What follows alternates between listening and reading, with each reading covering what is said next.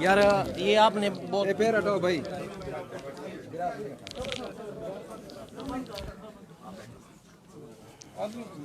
آپ کی جگہ مل رہی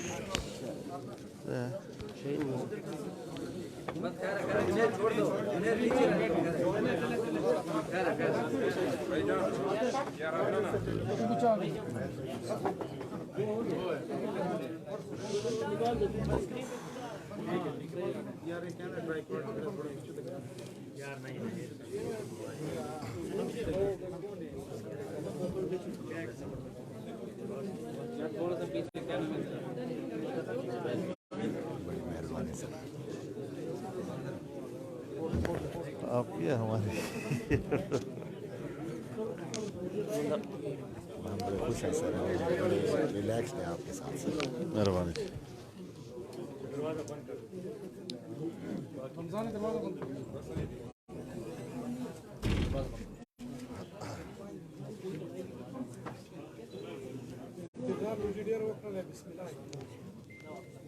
دیر خواہاں نکڑا تھا پنجر اس منٹوں میں کڑا تھا.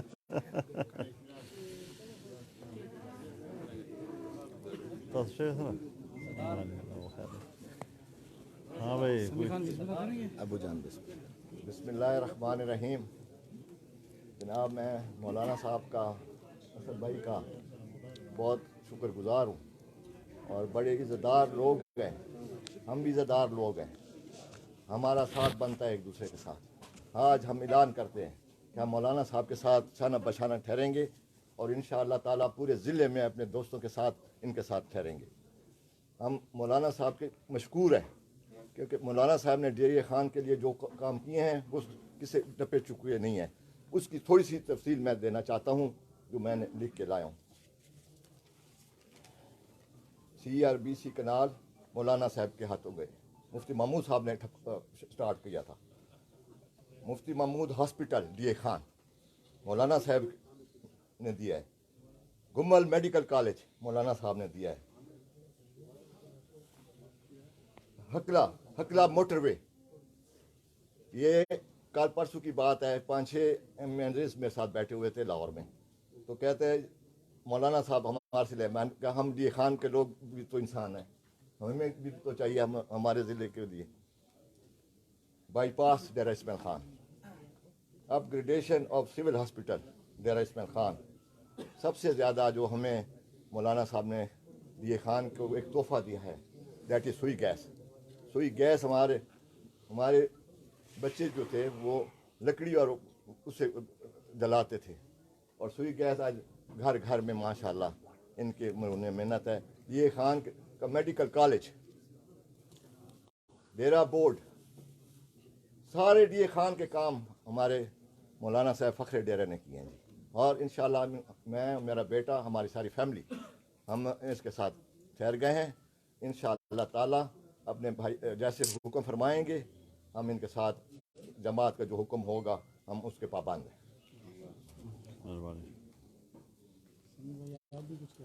بسم اللہ الرحمن الرحیم. میں سب سے پہلے تو پریس کا میں بہت شکر گزار ہوں سر. بسم اللہ مہربانی سے پریس.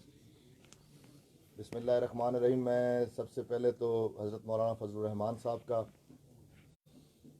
اور ہمارے بھائی مولانا لطف الرحمان صاحب کا اور میرے بھائی مولانا اسد صاحب کا, عبید بھائی, ضیاء بھائی, ساروں کا میں بہت نہایت مشکور ہوں کہ انہوں نے ہماری کافی ذہن سازی بھی کی اور ہمیں انہوں نے بڑی عزت دی, ہمارے پاس تشریف بھی لائے.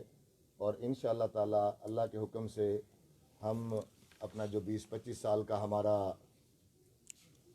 سیاسی کیریئر تھا, جو ہمارے خاندان کی خدمات تھیں, وہ ڈی خان میں کسی سے بھی ڈھکی چھپی نہیں ہے, چاہے وہ الیکشنز کے حوالے سے ہوں یا ڈی خان ایز اے ڈیرے وال جو ہماری خدمت ہے. انشاءاللہ تعالیٰ میں مولانا صاحب کا نہایت مشکور ہوں. جیسے والد صاحب نے کہا کہ جتنے بھی شکر الحمدللہ میگا پروجیکٹس ہیں, جتنی بھی چیزیں جو ڈی خان میں آئی ہیں, وہ تقریباً ساری کی ساری ہی مولانا صاحب کے فیض سے آئی ہیں۔ میں یہاں ضرور یہ بات کروں گا کہ جو خاص کر میں اپنے ڈیرے وال بھائیوں کو، ڈیرے کے لوگوں کو یہ لازمی کہنا چاہوں گا کہ ڈیرے وال بھراؤ اے واحد مولانا صاحب ہن کہ جیڑا پورے پاکستان کو جوڑی کھڑے۔ ابھی بھی جو ہمارا یہ سارا سیٹ اپ ہوا ہے اس کے اندر شکر الحمدللہ ڈیرہ اسماعیل خان کو یہ اعزاز حاصل ہے کہ جتنی بھی الیکٹڈ لوگ ہیں وہ سارے کے سارے ڈیرہ اسماعیل خان کے شکر الحمدللہ مولانا صاحب کے پیچھے ٹھہرے ہوئے ہیں، پورے پاکستان کے۔ انشاءاللہ تعالی ہم مولانا صاحب کے ساتھ انشاءاللہ تعالی شانہ بشانہ ہوں گے، اور انشاءاللہ ہمارے بزرگ ہیں انشاءاللہ تعالی اسد بھائی، ان کے ساتھ انشاءاللہ تعالی، اور ہماری کوشش یہ ہوگی کہ انشاءاللہ تعالی ہم ان کے ساتھ اپنے بال سفید کریں انشاءاللہ تعالی۔ بڑی مہربانی۔ اللہ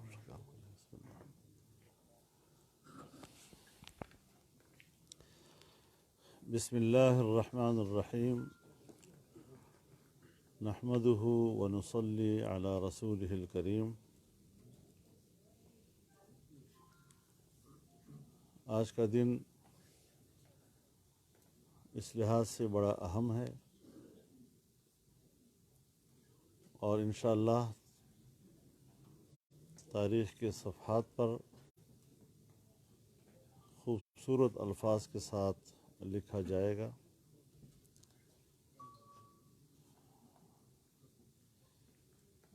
علیزئی خاندان کے نوابزادگان ہمارے لیے ہمیشہ معزز رہے ہیں،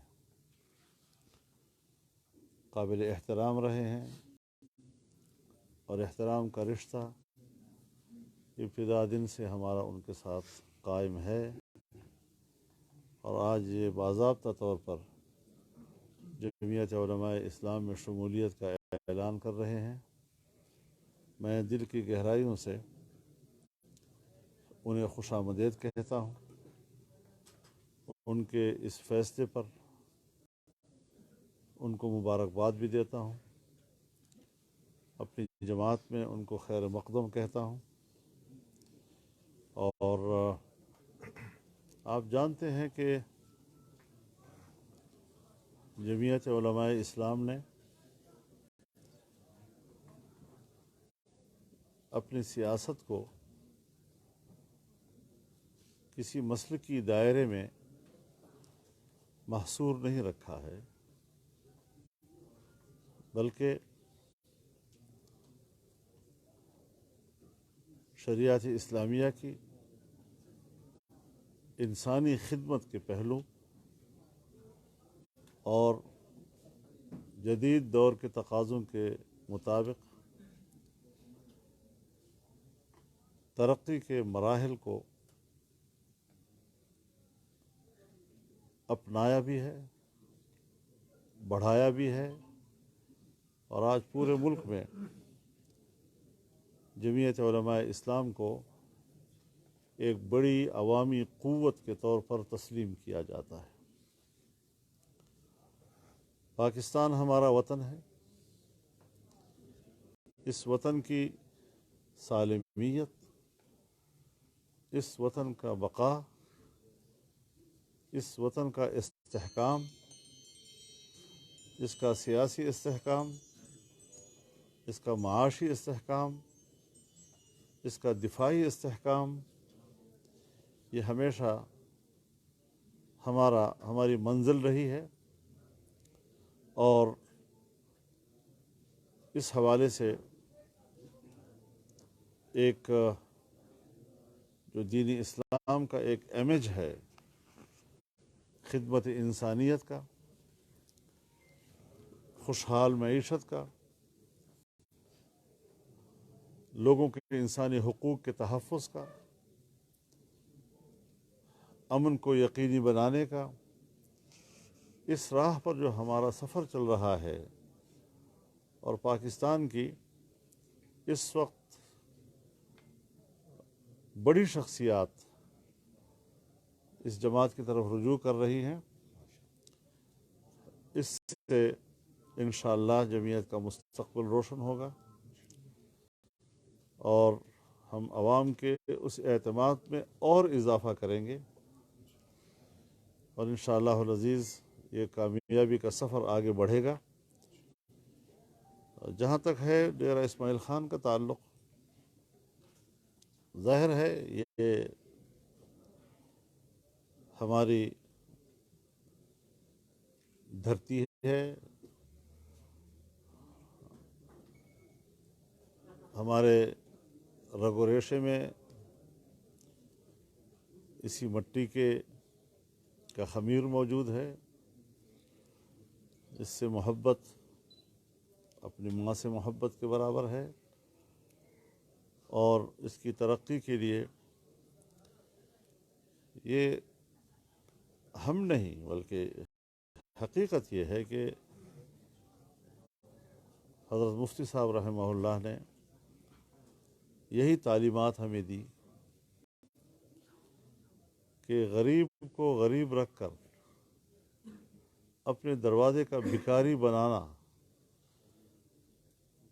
اس نظریے کو ختم کرنا ہے اور خطے کو اتنی ترقی دینی ہے کہ عام آدمی اپنے پاؤں پہ کھڑا ہو سکے۔ یقیناً ہم ایک پسماندہ علاقہ ہے، ایسا پسماندہ علاقہ کہ جو بنیادی انسانی ضرورت سے بھی ہم محروم ہیں۔ ہمارے دامان کے بہت سے دیہات آج بھی پینے کے پانی، صاف پانی سے محروم ہیں، بجلی کی سہولت سے محروم ہیں، سڑک کی سہولت ان کو نہیں ہے، آمد و رفت کی سہولتیں ان کو نہیں ہیں۔ ہر چند کے ہم بہت آگے بڑھے ہیں، لیکن تاہم ابھی بھی انسانیت کو خدمت کی ضرورت ہے۔ تو اس حوالے سے جو سی پیک کا نائب صاحب نے ذکر کیا، انشاءاللہ جو اعلان میاں نواز شریف صاحب کے زمانے میں ہوا تھا، ابھی انشاءاللہ 26 دسمبر کو پرائم منسٹر جناب شہباز شریف صاحب اس کے اگلے مرحلے کا افتتاح کریں گے انشاءاللہ، اور یہ منصوبہ اس وقت روب تک جائے گا،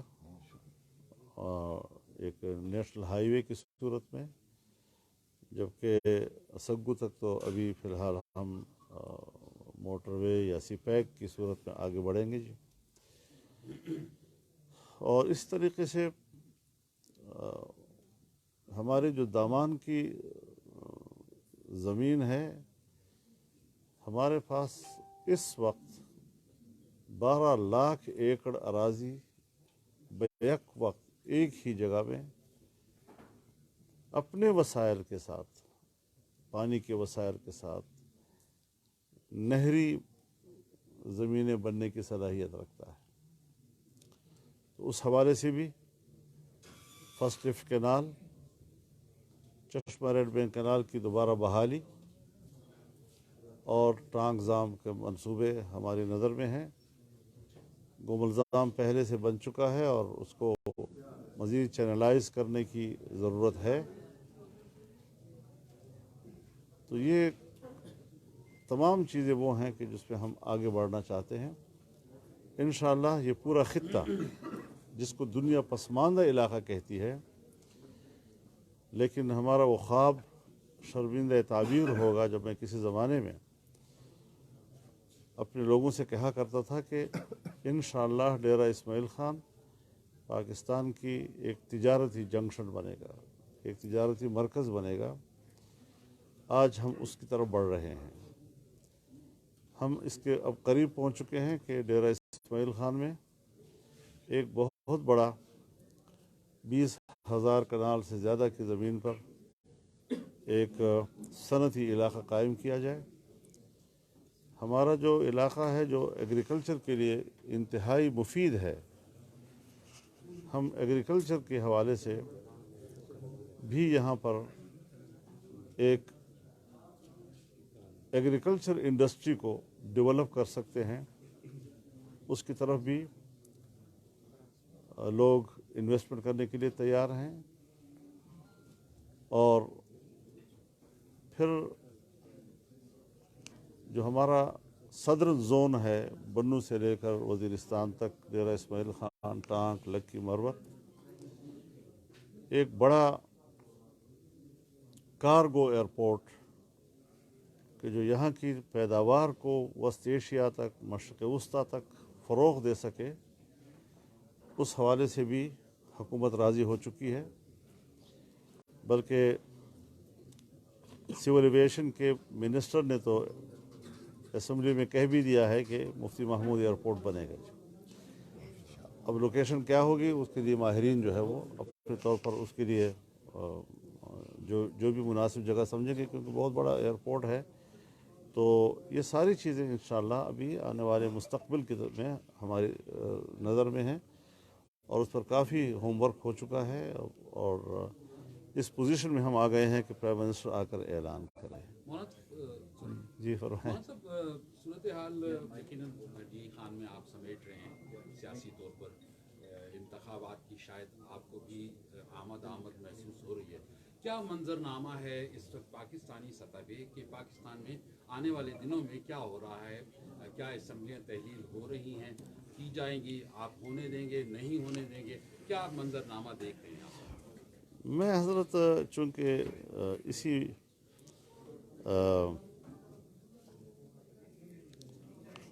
मैदान का एक मुसाफिर हूँ और ये जो इस्तीफ़े ये महज ब्लैकमेलिंग का एक हिस्सा है और मुल्क में सियासी अदम इस्तेहकाम, एक इज़्तिराब का माहौल, अनरेस्ट मुल्क में पैदा करना, ये उसका एजेंडा है। यानी ये कोई ढकी छुपी बात नहीं रही है, उस पर तामीर की कोई अहलियत नहीं है और हमाकत के नतीजे में तखरीब आसान हो जाता है। तो उस तखरीब की तरफ उनकी तवज्जो है, उसमें उसी की दिलचस्पी है, कोई तरक्की, कोई मुल्क। मैं ये कहता हूँ उनको कि खान साहब आप हम पे तनकीद बाद में करें, लेकिन अपनी कारकर्दगी पहले बताएं लोगों को। 3.5 साल कारकर्दगी बताओ, तुम्हारी कारकर्दगी है क्या?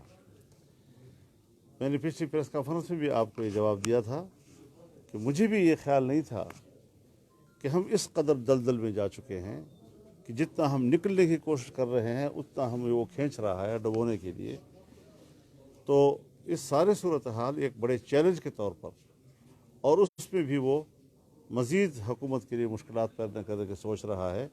लेकिन इंशाअल्लाह अज़ीज़ हम समझते हैं कि मुल्क का मुस्तक़बिल रोशन है, मेहनत करनी पड़ेगी, चैलेंजेस का मुकाबला करना पड़ेगा, बेहतरी की तरफ हमें आगे बढ़ना पड़ेगा और इस जहनीत को हमें शिकस्त देनी होगी जिस जहनीत ने पाकिस्तान को यहाँ तक पहुँचाया। तोशाखाने के हवाले से ये जो बातें हो रही है, तोशाखाने की बात की जाती है, मगर वही इल्ज़ामात पहले इमरान खान साहब लगाया करते थे। अब आपकी तरफ से या पीडीएम हुकूमत की तरफ से इमरान खान पे इल्ज़ामात लगाए जा रहे हैं, मगर न तो कोई उन पे मुकदमात बनाए जा रहे हैं, न उन्हें अदालत में लाया जा रहा है और ना ही कोई अमली इकदामात महज प्रेस कॉन्फ्रेंस से हो रही है जो कि मिनिस्टर। मौलाना साहब इससे रिलेटेड ये है, ये इमरान खान साहब के ऊपर साइफर वाली कहानी है, उसके आगे आप देखें तोशाखाना रोजाना की बुनियाद पर नया इशू जो है उसके साथ जोड़ा जाता है। तो खान साहब की शख्सियत के साथ जो है वो चिपकता नहीं है, कुछ टाइम रहता है फिर ख़त्म हो जाता है। जिस तरह पीडीएम की जमातें हैं उनके साथ जिस किस्म के सूरत हाल बनती है तो उनके साथ ये सियासी तौर पर टच हो जाता है। थोड़ा सा ये बताइए। 1.5 करोड़ फेक आईडीज़ हैं जिसे आप जैसे नौजवान चला रहे होते हैं और एक लम्हे में 1.5 करोड़ झूठ जो है एकदम पब्लिक के पास पहुंच जाता है। तो हमारा तो एक सच होता है और एक ही दफ़ा पहुंचता है। तो इसमें ये बात जहन में रखें कि जो मुकदमात उन्होंने बनाए थे आपने ख़ुद उनकी ज़बानी सुना कि मुझे तो पता नहीं था, मुझे तो आईएसआई कहती थी اور میں پھر اس پر کارروائی کرتا تھا۔ ISI نے جس وقت گوگی اور پنکی کے بارے میں ان کو بتایا، اس وقت ان کی بات پر عمل کیوں نہیں کیا؟ نواز شریف اور زرداری کے حوالے سے کیوں اس پر عمل کیا؟ اور مقدمات بنائے، جیلوں میں رکھا، عدالتوں کے سے ان کو گزارا۔ ہم اگر انتقام لیتے یا انتقامی سیاست کرتے تو ہم نیب کو جوں کا توں رکھتے، اس کے قوانین کو ہم جوں کا توں رکھتے، تاکہ اسی شکنجے میں ہم ان کو پھنساتے اور 90 دن تک ان کو کوئی پوچھنے والے بھی نہ ہوتا۔ لیکن ہم نے جس طرح نظریہ دیا تھا کہ نیب کا قانون غلط ہے، جابرانہ ہے، آمریت کی علامت ہے اور اس کی شناخت ہے، ہم نے فوراً پہلے وہی کام کیا کہ اس کو ہم نے اصلاح کی اور اس کی جو جابرانہ پہلو تھا اس کو ہم نے ختم کر دیا۔ اب ظاہر ہے کہ اب روز روز تھوڑا ایکسپوز ہونے دو۔ سائفر لوگوں کو سمجھ بھی نہیں آتا کہ سائفر کیا ہے۔ خط ہے، خط ہے، خط کیا خط ہے؟ اب کہتا ہے کہ یار خط کی بات نہ کیا کرو، بس اسے بھول جاؤ نا، ختم ہو جاتی ہے۔ بھائی کیسے بھول جائے؟ اتنی بڑی سازش امریکہ میں ہوئی، پھر امریکہ کے خلاف جیسے ہم اینٹی امریکن تصور کیے جاتے ہیں اور ہماری وہ نقالی کرتے ہوئے حقیقی آزادی اور امریکہ کے خلاف بات کرنے لگا، اور پھر کہا میں امریکہ سے دوستی چاہتا ہوں۔ پھر امریکہ کے اندر اس نے جو لابیسٹ فورم ہائر کیا ہے وہ کیا ہے؟ وہی ہے کہ جس نے جو بائیڈن اور عمران خان کے ایجنڈے کو ایک کر دیا ہے۔ وہ بھی سپیک کا مخالف تھا، ہے امریکہ، اس نے بھی اسی کو فریز کیا اور اس کو ناکام کیا۔ وہ بھی اسرائیل کو تسلیم کرنے کے لیے دباؤ ڈال رہا ہے، اس نے بھی اس کے لیے زمین ہموار کی۔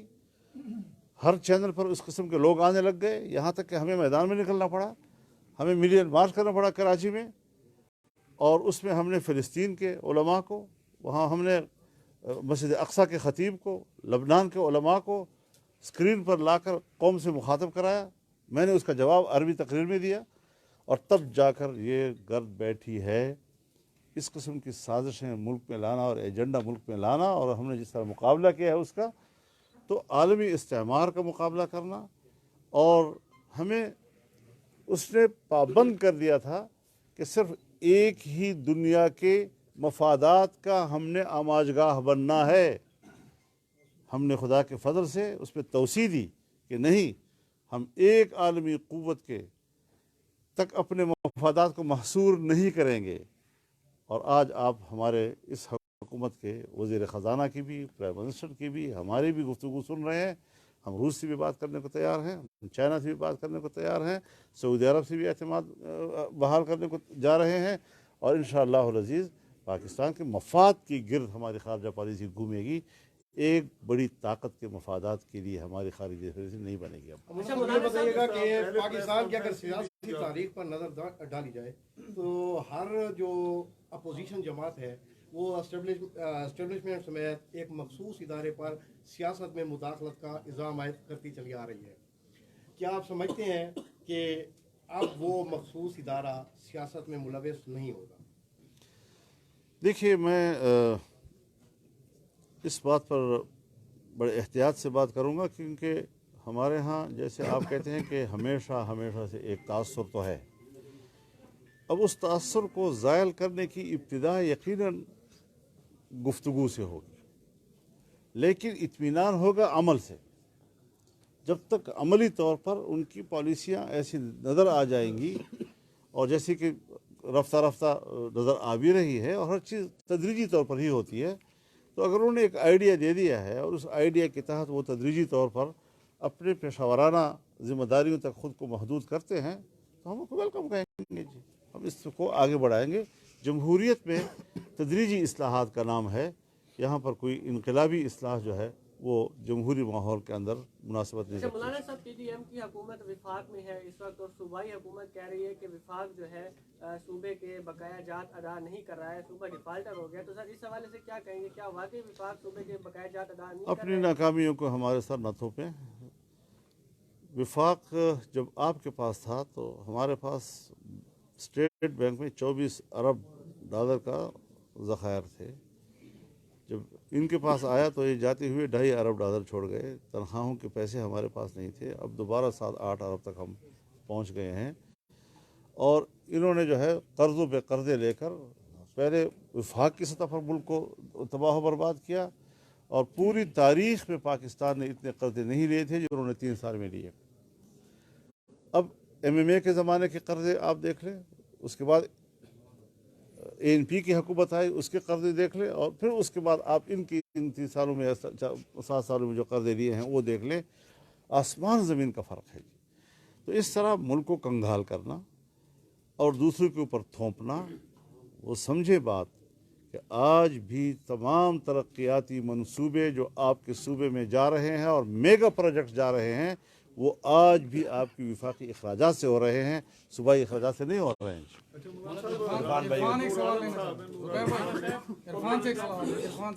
ये सेम सूरत हाल जो सूबे में वफाक में भी तो वही नजर आ रही है। तो उस हवाले से इधर मेगा प्रोजेक्ट्स के भी ऐलानात हो रहे हैं, खजाना खाली है, तो इसको किस तरह मेंटेन किया जाएगा? मेरे ख्याल में कुछ चीज़ें हुकूमत पर छोड़ दें, उसने रास्ते निकालने होते हैं। हम एक दफ़ा फ़ोरम पर उसकी मंजूरी दे दें, हुकूमत उसको एक मंसूबा तस्लीम करके उसकी अखराजात के साथ उसका ऐलान कर दे, फिर एक ऑन गोइंग स्कीम बन जाती है, फिर रुकती नहीं है, उसको आगे बढ़ना होता है। तो मुश्किलात हर ज़माने में होती हैं। अमेरिका जैसे मुल्क भी बैरूनी सरमायाकारी से बेनियाज नहीं हुआ करता, लेकिन हमारे लिए भी मुश्किलात तो होंगी, लेकिन हमने हिम्मत की है, हमने पब्लिक को एक एतमाद दिलाने की कोशिश की है, और इंशाल्लाह इस पर अमल होगा। ऐसा नहीं कि ज़बानी बात है। तो इसके आगे इलेक्शन पर बुरे असरात मुरतब नहीं हो गया? क्या आप लोग रिकवर न कर सके? देखिए हमारे पास 6 महीने हैं। 6 महीने में तो आपने देखा कि मुफ्ती साहब के पास 9 महीने थे, आप तो 1 साल की और बात 9 कर रहे हैं कि 1 साल आगे भी बढ़ा सकते हैं। और 9 महीने में मुफ्ती साहब ने मंसूबों का आगाज़ किया, सड़कों की भराई की, और हुकूमत ख़त्म हो गई। कुआं खोदा, पानी निकालने से पहले हुकूमत ख़त्म हो गई। लेकिन उसके जो कौम के साथ हमदर्दी के जो अज़ाइम थे वो जब सामने आए तो आपने देखा कि कौम ने उनको कबूल किया। तो लोग अपनी हमदर्दी चाहते हैं कि हमसे कोई सही मानों में सच बोले और दिल से वो हमारी खिदमत के लिए आगे बढ़े। तो हमारी तारीख़ भी मालूम है, हमारा आज भी कौम को मालूम है। इंशाल्लाह मुस्तक़बिल में भी हम अपनी तारीख़ को दोहराएंगे, उसको झुटलाएंगे नहीं इंशाल्लाह। अच्छा मौलाना साहब, पब्लिक अकाउंट्स कमेटी के जो चेयरमैन है नूर आलम खान, उन्होंने रात बयान दिया तकरीबन 6 माह हो चुके हैं विद प्रूफ हमने नैब को केसेस भेजे हैं, चाहे BRT हो या जो भी बिलियन मार्च इसके हवाले से ना, और उसके साथ साथ भाई उस पर नैब कोई एक्शन भी नहीं लेता। दूसरा जो हमने पहली एक प्रेस कॉन्फ्रेंस की थी उसमें आपने एक इजहार किया था इस्टेब्लिशमेंट के हवाले से, क्योंकि जो लॉन्ग मार्च उन दिनों में जारी था इमरान खान के हवाले से, शायद दर पर्दा कुछ ऐसी कुव्वतें हैं जो इमरान खान को या आप लोगों को PDM को भी मैसेज दे रही है। जो नूर आलम खान ने जो बात की है 6 माह हो चुके हैं, प्रूफ भी दिया और हरकत में नहीं आ रहा, तो आप क्या समझते हैं? अभी भी वो भी एक सियासी आदमी है, मैं भी एक सियासी आदमी हूँ। हम दोनों जानते हैं कि नेब जो है वो उस पर हम तनकीद भी कर सकते हैं, उससे हम शिकायत भी कर सकते हैं, लेकिन उस इदारे के अमल में मुदाखलत तो नहीं कर सकते।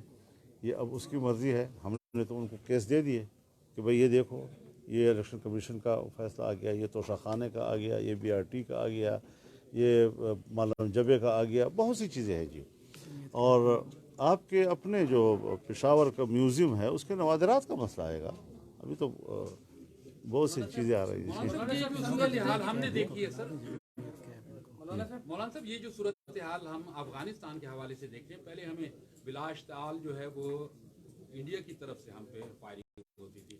अब ये कुछ अरसे से अफगानिस्तान की तरफ से पाकिस्तानी हुदूद में फायरिंग और एक तरह से हमले हो रहे हैं। तो ये क्या हम नाकाम हुए वो हुकूमत लाने में जो कि अफगानिस्तान में पाकिस्तान के मफादात का तहफ़्फ़ुज़ कर सके? अगर वहाँ से इस तरह से हो रहा है तो कि इसमें नाखुशगवार कुछ वाक़यात सामने ज़रूर आए हैं, लेकिन एक ज़िम्मेदार मुमलकत के तौर पर पाकिस्तान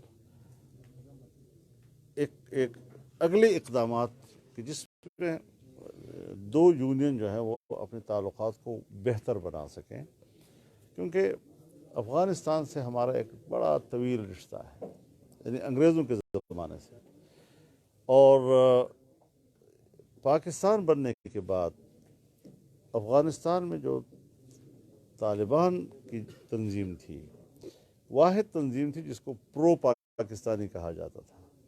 آج وہاں امارت اسلامیہ کی حکومت قائم ہو گئی ہے تو کچھ ناخوشگوار چیزیں یقیناً سامنے آئی ہیں جس کو ہمیں سنجیدگی سے لینا ہوگا، بیٹھ کر اس کے لیے حکمت عملی طے کرنی ہوگی، اور ہمیں وہ دو چار چیزیں جو پاکستان کی ضرورت ہے اس کو لسٹ کرنا ہوگا، ان سے رابطہ کر کے ان سے معلوم کرنا ہوگا کہ وہ پاکستان سے کیا ڈیمانڈ رکھتے ہیں، دو تین چار ان کی بھی ہوں گی، ان کو ہم مربوط نظام کے ذریعے سے حل کرنے کی طرف جائیں گے۔ لہذا ہم نہ کوئی فوری طور پر جذباتی رد عمل دینا چاہتے ہیں، ایک بڑے میچورڈ اور ایک بڑے ذمہ دار قسم کے مملکت کے طور پر ہمارا اس میں کردار ہوگا اور ہونا چاہیے، اور یقیناً ہمارے ادارے جو ہے وہ اس حوالے سے رابطے میں بھی ہیں اور اس حوالے سے حساس بھی ہیں۔ ہم پاکستانی ہیں اور ہمیں پاکستان کے مفاد کو سامنے رکھ کر پڑوسی ملک کے ساتھ تعلقات کی طرف آگے بڑھنا ہوگا۔ اپنے حلقے میں پریس کانفرنس کر رہے ہیں اور اس حوالے سے سر میرا یہ سوال ہے کہ آپ کے ووٹر عوام اس حلقے کی 12 اور 15 گھنٹے کی لوڈ شیڈنگ کا سامنا کر رہے ہیں۔ گیس کی پورے پاکستان میں لوڈ شیڈنگ نہیں ہوتی، اگر ہوتی ہے تو اس کا باقاعدہ آپ کو بھی علم ہے اور یہاں جتنے حضرات ٹھہرے ہیں ان کو بھی پتہ ہے کہ شیڈول ہوتا ہے، لیکن ہمارے ڈیرہ اسماعیل خان میں شیڈول تو درکنار الٹا جرمانے لگ رہے ہیں لوگوں کے اوپر۔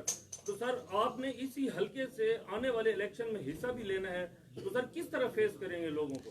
حضرت گیس بھی ہم نے دیا ہے اور اس کو باقاعدہ بھی ہم کریں گے انشاءاللہ، اور ماضی کی حکومتوں کی جو غیر متوازن پالیسیاں اور حکمت عملی رہی ہے انشاءاللہ اس میں توازن بھی لائیں گے، اور یہ میرا گھر ہے، یہاں کے عوام ہمارے لوگ ہیں، وہ ہماری خدمات کو بھی جانتے ہیں اور آئندہ بھی انشاءاللہ اس کا مشاہدہ کریں گے انشاءاللہ۔ مولانا صاحب سمیع علی زئی کے ساتھ آج آپ نے الحاق کی ہے، سمیع علی زئی نے آپ کے ساتھ، تو کیا آپ سمیع علی زئی نے مشروط الحاق کیا ہے یا غیر مشروط؟ اگر کیونکہ ماضی میں اور آپ کے میں نے اور میرے والد صاحب نے یہ سبھی کا جواب نہیں رہا ماضی میں، یہ جواب دیں گے اس حوالے سے یہ نو الیکشن میں آپ ہی کرنا تھے اور پھر یہ کوئی اور طرف ضمنی سا سوال یہ کہ ماضی میں اس طرح 2013 میں بھی آپ نے اعلان ضرور کیا تھا، اتحاد بنایا تھا آپ نے مولانا، اور پھر آپ جمعیت چھوڑ کے یا اتحاد چھوڑ کے آپ پی ٹی آئی کو پیارے ہو گئے تھے۔ دیکھیں جی 2013 کے اندر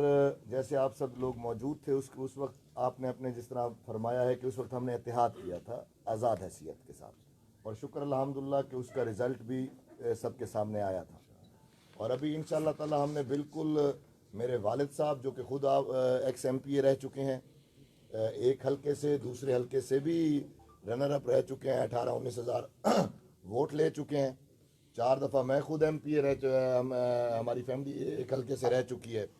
انشاءاللہ تعالی ہم مولانا صاحب کے ساتھ بالکل غیر مشروط طور پہ آئے ہیں، ایز اے کارکن آئے ہیں، اگر وہ ہمیں کہیں گے کسی سیٹ پہ الیکشن لڑنے کا تو ہم لڑیں گے جتنی بھی کہیں گے، اور اگر نہیں کہیں گے تو ہم آرام سے انشاءاللہ تعالی جمعیت کا جھنڈا اٹھا کے ان کے شانہ بشانہ ہوں گے۔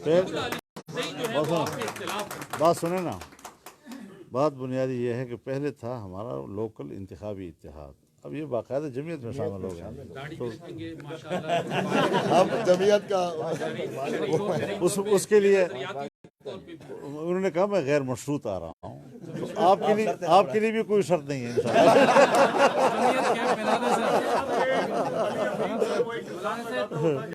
ہمیں آپ بھی قبول ہے انشاءاللہ۔ ماڈرن ورژن ہو گیا سر علی امین صاحب مسلسل ایک الزام لگا رہے ہیں مولانا صاحب کو، جو سڑکیں ہیں جو ڈیرہ اسماعیل خان کا مسئلہ ہے، بریالی سے لے کے قریشی روڈ تک اور درابن روڈ تک ایک کافی عرصہ ہو گیا وہ کھنڈرات کا منظر پیش کیا، یعنی کام شروع ہوا تھا روک دیا۔ جب اس سے ہم نے کویسچن کیا ہے 2-3 مرتبہ، وہ بار بار الزام اب یہ دے رہے ہیں کہ مولانا اسد صاحب آگے انہوں نے کام روک دیا ہے، جان کر پیمنٹ روک دی ہے، اور سے کلیئر کر دیتا ہے کہ میڈیا کے کام نہیں تو اسد بتا دے گا۔ مواصلات صاحب سے یہ سوال ہے اسپیشلی۔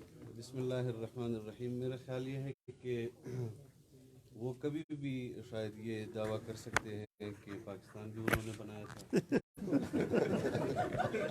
اور بہت سارے ایشوز ہیں. اور قائد اعظم ہمارے کارکن تھے.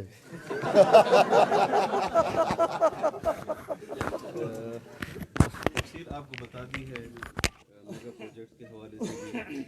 اور ڈیرہ اسماعیل خان 9 سال ان کی حکومت رہی ہے.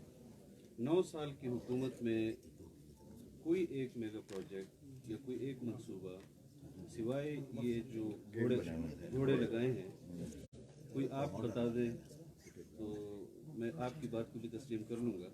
انشاءاللہ یہ تمام جو منصوبے جمعیت علماء نے شروع کیے تھے، یارک تک ہم منصوبہ لے کر آئے، یارک سے بھی آگے سی پیک کا منصوبہ ہم بڑھائیں گے انشاءاللہ. اور جو ڈوبلائزیشن تھی روڈ کی میاں نواز شریف صاحب کے دور حکومت میں، اس کے بعد شاہد خاقان عباسی صاحب نے اس کا افتتاح کیا، اس کو روک دیا گیا کوہاٹ سے گمبیلا تک اور پھر گمبیلا سے رمک تک. اس کا بھی انشاءاللہ ہم آغاز کرنے جا رہے ہیں. درابن سے رمک تک کا بھی انشاءاللہ ہم آغاز کرنے جا رہے ہیں. مفتی محمود چوک سے شیخ یوسف چوک تک بھی ڈوبلائزیشن پر کام ایوارڈ ہو چکے ہیں. اور یہاں پر بھی آپ کو معلوم ہے کہ جو ٹینڈر لیے گئے تھے وہ ٹینڈر بھی ان کے ہی ٹھیکیدار نے لیے تھے جو مشہور زمانہ ٹھیکیدار ہے ڈی خان کا. اور وہ خود لیٹیگیشن میں گئے، خود انہوں نے کہا کہ ہمیں نقصان ہو رہا ہے. تو ذرا آپ بھی تحقیق کر لیا کریں کہ وہاں کب وہ ٹینڈر کب ایوارڈ ہوئے تھے اور لیٹیگیشن میں یہ کب لوگ گئے تھے. ان کے اپنے دور حکومت میں گئے تھے. تو ہم انشاءاللہ ان تمام ایشوز کو ایڈریس بھی کر رہے ہیں اور